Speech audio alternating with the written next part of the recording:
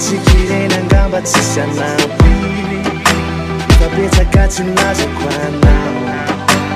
tsara nalalana anao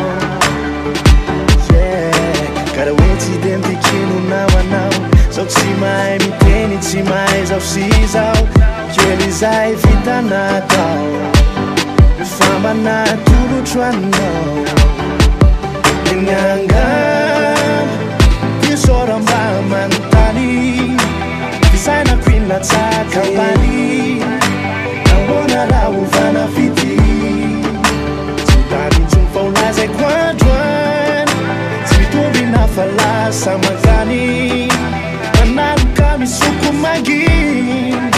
Asangabi zan venwata weti Itsi wauratis Zuma kone wabi na peace Atanate na kwinda me be mas You like tikina Amami sabis Itu dolore chuba paradis Atabela no you baura no mas Puresi nyakas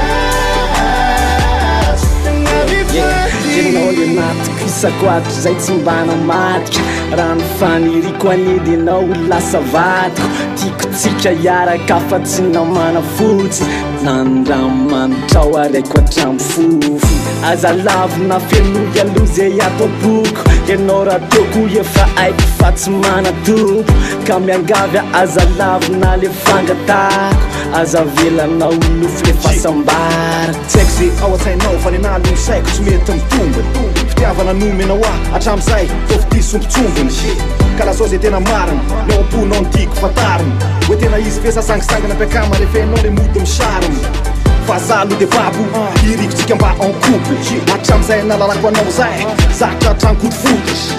kavalio fazamiandry miaty tena tika miangavy hoe mavadiky avy tiro sangisangy satria miankina aminao ny ano avo Kone wabi na peace Atanate na kwinda me be mas You like tikina Amami sabis Itu dolore chuba paradis